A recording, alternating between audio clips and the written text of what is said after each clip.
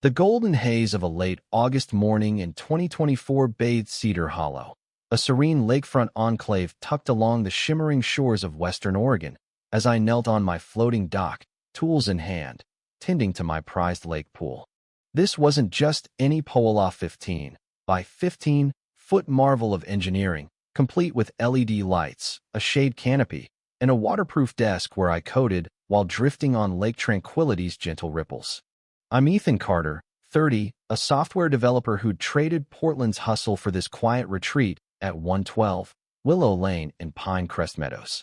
I was live streaming the maintenance to my dad in Idaho, chuckling. See, Pop, 6-month checkups keep her purring, when the sharp clack of designer sandals on would snap me alert.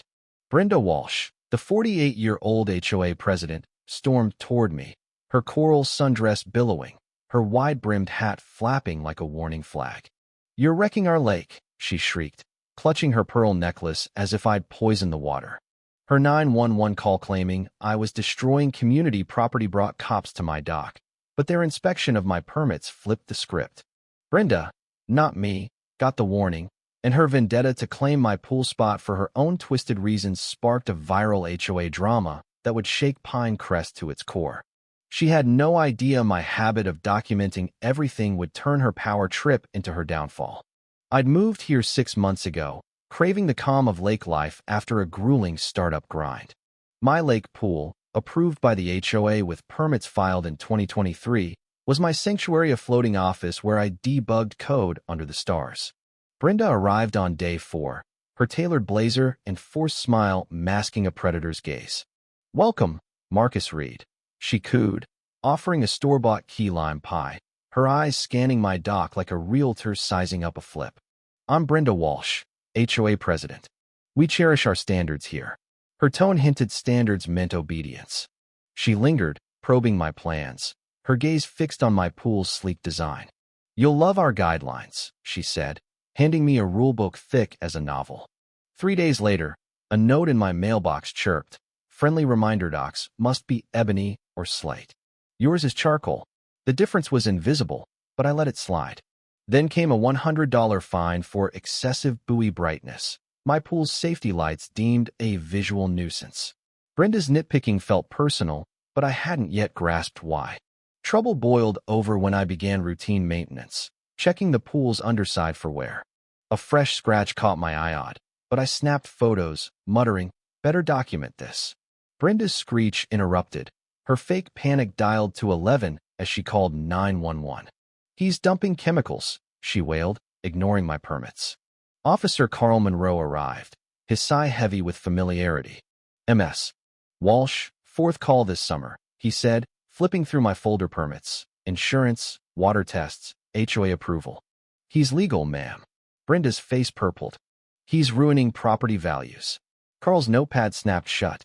"This is your 3rd 911 misuse warning. Next is a $500 fine, then arrest." Her silence was golden, but her glare promised war. My dad, watching via live stream, cackled, "She's wilder than a coyote in a henhouse." Neighbor Clara Monroe, a 69-year-old retired paralegal, gave a thumbs up from her balcony, her iPad recording. "First act, Ethan," she called. "She's done this before." Brenda spun, nearly tripping. "This spot's mine," she hissed, her heel snagging a board. "You'll see." Her obsession with my Dock Prime lakefront hinted at a deeper motive. The next dawn, my inbox exploded with 81 emails from Brenda, subject lines spiraling from lake hazard concern to terroristic property devaluation. CC'd to the mayor, governor, and HOA board, they were a manic manifesto. I forwarded them to Clara, who replied, "Bylaw 3.2.7 protects your pool. Also, Brenda, spellcheck is free." At the local coffee shop, I opened my laptop, only to see Brenda sweep in, now in a black pantsuit, clutching a Dollar Tree clipboard labeled Safety Inspector in Comic Sans. "I'm probing illegal lake structures," she told the barista, who shrugged. "Ma'am, it's coffee." A text from neighbor Amos Tate, renting from Brenda, made me choke on my Latia video of Brenda at 4 a.m., practicing fake tears in her driveway, a script titled How to Cry on Command on her hood. "She's unhinged," Amos wrote. That evening's emergency HOA meeting called by a harried President Tom Ellis, was a circus. Brenda's 81-slide PowerPoint, Death Pools, Silent Killers, featured me with doodled devil horns. By slide 42, half the room dozed. I stood, rolling out my suitcase of permits. Here's every document since 2022, plus Brenda's email praising my pool last year. I read her words. Gorgeous addition, elevates our lake. Zoxo, Brenda. Laughter erupted. Brenda sputtered. I didn't know the risks. Treasurer Ellen Hayes dropped a bomb. Brenda owes $2,000 in HOA fees, barring her vote. Amos stood, hands trembling, showing texts. Oppose the pool, get free rent. Brenda's face was lava red. The room exploded when Amos played a recording of Brenda saying, "This spot's where David proposed 20 years ago. I'll throw the party to show him." Her vendetta wasn't about safety, it was a shrine to a broken marriage, her ex-husband's betrayal fueling her crusade. The vote to ban pools flopped 5 yes, 34 no. Brenda's meltdown peaked as her heel snapped, her hobbling exit a viral clip captioned HOA Karen's Fountain Fumble.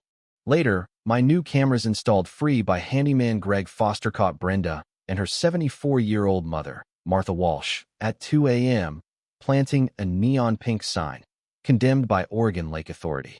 Comic Sans, misspelled eminent domain, and a gold star sticker seal screamed fraud. I peeled it off, grinning at the crayon-like signature, adding it to my evidence trove. Brenda's next move was a fake cease and desist from Walsh and Sons Legal, 123 Justice Avenue, Lawsuit City, Oregon, demanding $1.2 million for emotional pool trauma. My lawyer pal, Sarah, laughed. This is felony impersonation.